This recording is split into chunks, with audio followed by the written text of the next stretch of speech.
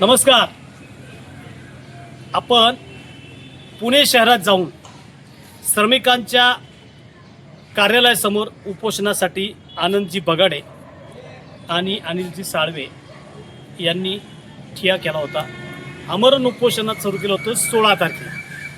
17 तारखेला आवाज लोकशाहीच्या वतीनं आपण त्यांचं मत लोकांचा आवाज म्हणून प्रकाशित केलं आणि काय घडलं हे आपण आता आनंदजी बगाडे यांच्याकडून समजून घेऊ. नमस्कार. आवाज लोकशाहीमध्ये तुमचं सहर्ष स्वागत. नमस्कार. मी महाराष्ट्र राज्य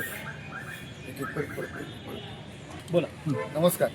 मी राष्ट्रवादी माथाडी व जनरल कामगार युनियनचा तालुका अध्यक्ष म्हणून मी काम करत आहे. गेले 8-9 महिने झाले, एक 18-12 महिने झाले असतील. 12 महिन्यापासून आम्ही इथे माथाडीचे राजेंद्र मते इथं निरीक्षक म्हणून कुरकुम यामध्ये काम पाहत होतो आणि त्यांच्याकडे वारंवार आम्ही जात होतो की बाबा जे आमचे अनेक लोक कामगार आहेत, 70-75 लोक आमच्या युनियनला जॉईन होते.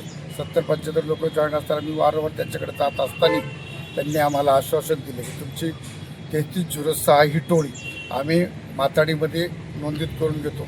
त्याच्या संदर्भात त्यांनी अनेक आम्हाला जे काही त्यांनी आश्वासन दिले ते सगळे खोटे ठरले. त्यांना जे आर्थिक जे काय पाहिजे होते ते पण आम्ही त्यांना दिले, तरी त्यांनी देखील ते केलं नाही. त्या नाविलाजाने आम्हाला 16/4/2026 रोजी आम्हाला माथाडी बोर्ड पुणे या ठिकाणी मार्केट यार्डला आमरण उपोषणाकरता बसल्यानंतर 2 दिवस झालं तरी आमच्याकडे कुणीही तिथे शासकीय अधिकारी असतील, तिथं जे ऑफिसर असतील ते कुणीही आमच्याकडे आले नाही. त्यावेळेस आवाज लोकशाहीचा ही मीडिया आमच्याकडे ज्या वेळेस आल्यानंतरनं त्या मीडियाने जे लोक बातमी सोडल्यानंतरनं त्यांचं प्रशासन असेल, मंत्रालयातून ऑफिसचे काही लोक होते तिथं शनिवारी सुट्ट्या असतानाही देखील सगळे जे शासकीय लोक होते ते सकाळी 6 वाजल्यापासून संध्याकाळी 6 वाजेपर्यंत त्या ठिकाणी उपस्थित होते.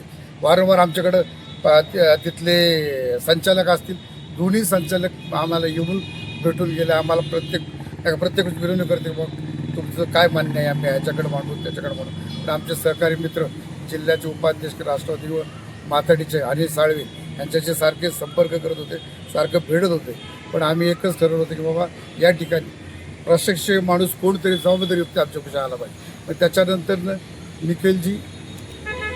निखिलजी वाळके साहेब हे संध्याकाळी 6 वाजता आमच्या इथं आले. आमचे सहकारी पुणे जिल्ह्याचे उपाध्यक्ष माथाडीचे त्यांच्याशी चर्चा केली की अशा पद्धतीने तुमचं जे काही काम आहे आपण अशा प्रकारे मार्गी लावू. मग आम्ही एकत्र सर्व आमची माथाडीची टीम बसली.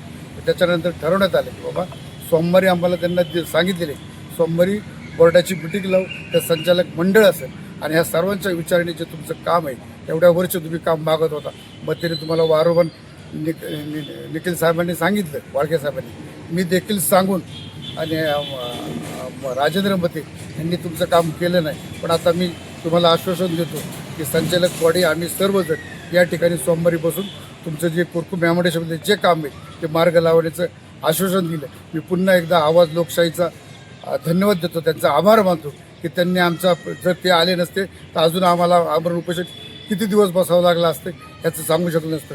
पण आवाज लोकशाहीचं आवाजामुळं आमचा आवाज मंत्र्यांपर्यंत पोचला आणि मी आवाज लोकशाहीचा मी आभार मानतो.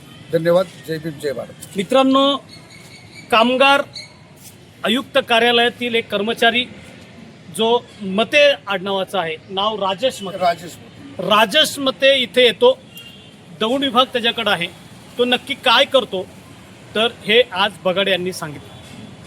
कामगारांच्या कष्टकऱ्यांच्या विषयासाठी त्याची नेमणूक केली, पण तो स्वतःच्या भरतीसाठी आर्थिकदृष्ट्या सक्षम होण्यासाठी डावपेच करतो आणि श्रमकरी कष्टकरी माणसांच्या हाताचं मिळणारं काम हा अडवून ठेवतो, असं चित्र स्पष्ट झालं. आवाज लोकशाहीने या संदर्भात आवाज केलेलाच आहे, हा लोकांपर्यंत पोचवतोय.